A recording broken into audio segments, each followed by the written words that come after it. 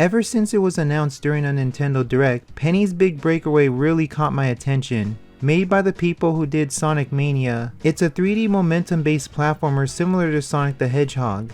For those of you who haven't watched my Sonic Superstars video, go check that out. I'll catch you up to speed here. Iizuka and Christian Whitehead were in the middle of working on a new Sonic game. However, the two struggled in coming up with some good concepts, and they parted ways. Iizuka would eventually team up with the original creator of Sonic the Hedgehog, Naoto Oshima, to create Sonic Superstars, while Christian Whitehead later opened up his new studio, Evening Star, to create a brand spanking new 3D platformer. But then, the next time they brought up this game, it was announced for digital download. Now, I have no problem with digital games, but as someone who has a large physical library, I was kinda disappointed. Well, anyway, let's begin. So the story begins when the young performer Penny sees a flyer for auditions to perform for the Emperor Eddie.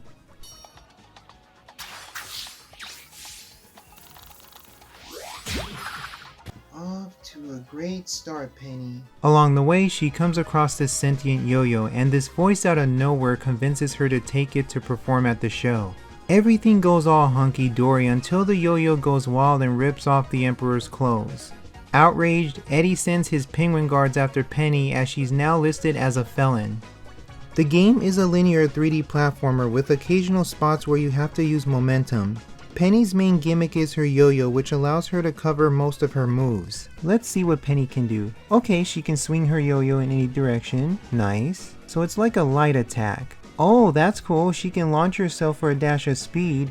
Oh, that's not good. You don't want to use those around edges. Gotta be careful when using that move. Ooh, sweet. You can turn your yo-yo into like a bike motorcycle hybrid or something. And you can rev it up. Nice. Okay, let's check our airborne moves. Okay, you can swing yourself in the air. I assume that's how you get through certain pits. And an alternative way for platforming.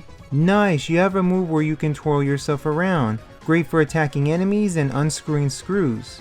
Nice. She can swing her yo-yo in any direction using the joystick. This allows for her to smash any objects for items, flip switches, or grapple onto poles or lines. She can thrust herself to give her a small dash of speed and attack enemies. Be careful when using this around cliffs though, as I found myself accidentally dashing off into pits. To perform this move, you have to press the button to swing your yo-yo twice. Where I take issue with this is that you could be standing on the ground swinging your yo-yo, but if you accidentally press the button twice, you will go careening off a cliff. Because it's similar to that problem with early 3D Sonic titles where most of your actions are mapped to one button. A problem that also plagued Balan Wonderworld. While in the air, you can hold the attack button to swing, which is good for getting across a pit or knocking enemies. You will be using this or the air dash a lot to get through long distances. In addition to getting to the end, there are also optional activities to do. In each stage, you have 3 side missions where you can help citizens with completing tasks in a short amount of time, ranging from deliveries or breaking crates. There's also 3 silver medals hidden throughout the level. These are used for unlocking Star Globe levels, which are shorter but harder levels. When you reach the end, the goal is a 3-tiered platform where the main goal is to reach the highest tier. Depending on where you land, you will perform quick time events to increase your score. Sometimes I swear I pressed the right commands, but then the game says screw you. When exiting out of the stage, you see that the game has a little mini overworld hub.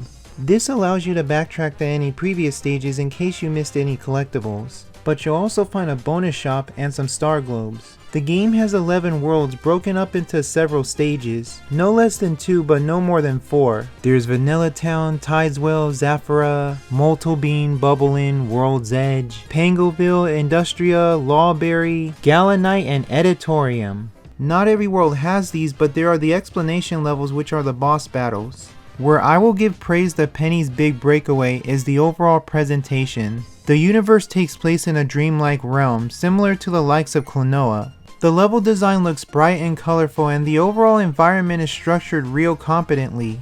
Each level has you going from point A to point B, but the levels are very open-ended. You can interact with the locals who have some amazingly funny things to say, and explore alternate routes and paths along the way. I did not mean to rhyme. Actually, yes I did. The color power for both the characters and the environments looks just like Sonic Mania. This shows that Christian Whitehead and his team have their own unique choice in art. And like most 3D platformers, there's collectibles such as coins, mini games that you can play, and missions that you can complete. And I will also give praise to the soundtrack. Penny's Big Breakaway has some cute and quirky tunes mixed with multiple genres such as jazz, funk, and pop. It's not among my favorite gaming soundtracks, but I definitely give it a recommendation. Throughout every level, you're being pursued by Eddie's penguins who were sent by the Emperor himself to capture you. You must avoid the penguins at all costs because these guys will latch onto you like bees on honey. In concept, I don't mind this idea. It gives the player a sense of urgency but excitement. In execution, however, it's obnoxious. Every so often, these jerks appear in almost every single corner and some randomly break through walls to surprise you.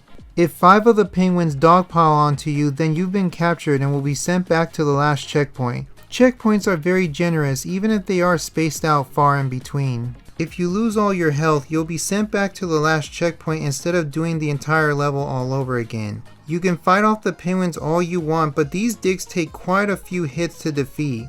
If any of them latch onto you, you can either swing your yo-yo around or swing in the air to shake them off. The real problem comes to where they can easily ruin the flow of your momentum and hinder your platforming. And as you progress, the situations you get into with these penguins get extremely aggravating. There becomes a lot of instances where there are far too many of them to either run away from or to fight them off. The worst moments is where they follow you to areas where you're required to do some platforming over bottomless pits, because you're too busy worrying about these guys catching on to you to perform careful and precise jumping. Get off! Get off! Oh my god, get the f off! Get away! Go! Go! Move it! Move it! No, not more of you! Go! God, there's penguins everywhere, man! Go away! Why is there penguins in every freaking level? How can I progress with all you bastards chasing after me? These assholes are very relentless and will chase you to where they will even sacrifice themselves. They will not leave you alone, and don't think these guys can't jump. They can jump and they will try their darnest to reach you.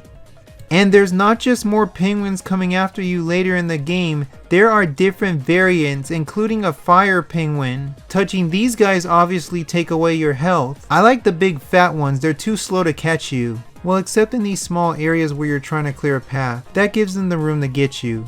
Now, to be fair, I understand the title of the game touches upon the main character on the run throughout the journey, but I think the gimmick of being chased could have been handled better by not throwing it in your face to the point of nauseam. It ruins the overall fast-paced nature of the game, and while a lot of times it only takes a few seconds to get these guys out of the way, it made the game become too much of a slog in every level. It ultimately led to an unrelaxing and uncomfortable experience, and I was just not having fun with it. I think the aesthetically pleasing level design could lure the player into the world. Now, as much as I enjoy the presentation, the worlds, and level designs, I can't say the same for the character animations and expressions. This isn't pertaining to the character designs as they all look adorable, but everyone moves in static motions with very little animation. As someone who watched a lot of cartoons back in the day, for me personally, facial expressions add a lot of depth and humor to the character. Penny is the most expressive, and even what she displays seems kinda stiff or lacking variety. The 2D scenes are okay, it's the 3D ones that are a bit on the bland side. This game could have used a bit more time and polish because another issue I've encountered was that there are a few glitches, most notably when some of the penguins get stuck on the walls. As much as I enjoy the little shits getting stuck, it still gets a mark down for a lack of polish. But my biggest issue with this game is Penny's sense of control in response to interacting with objects. I have no problem with her overall movement. Initially, I didn't know this when first playing the game, but Penny has two different control schemes, Standard and Pro. Standard allows for the jump and attack buttons in their usual spots, but Pro has you change it to where you can jump with the left shoulder button and attack with the right joystick, and it confused the hell out of me when I first played the game. I had my control scheme set to pro throughout my adventure, not realizing this, and it just made it feel uncomfortable. Even if I did sorta got used to it, I didn't get used to it. What hurts this game majorly was that there was no control for the camera. This made it difficult for me to check my surroundings. Whether I'm playing a free roaming or linear 3D platformer, I always want a good camera. She can double jump, but her platforming controls are way too stiff. On top of that, the lock onto poles and objects is very inconsistent. You'll see sometimes you can lock onto something, but either Penny's too far away to latch onto it, or it just doesn't grab it. What the game really wants you to do is to jump over a pit and then use the yo-yo to swing Penny across to reach the platform, or double jump and swing yourself. But there's still not enough distance for Penny to reach a platform, and oftentimes when I tried doing this, I kept falling down so many times. There were even random moments where I was close to the edge and I just randomly wall jump and I still fell. I really wanted to like Penny's Big Breakaway. I was looking forward to enjoying it. It's got a beautiful art style, catchy music, and a unique gameplay gimmick style for a 3D platformer. But none of that can save a game when you're fighting with the controls.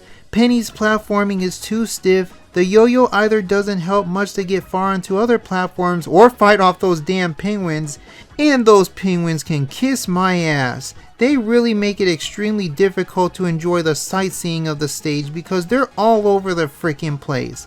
I honestly want this game to get a sequel because I think they could refine this game's problems. I wouldn't say stay away from this game, but go into it with caution. Maybe wait for a sale.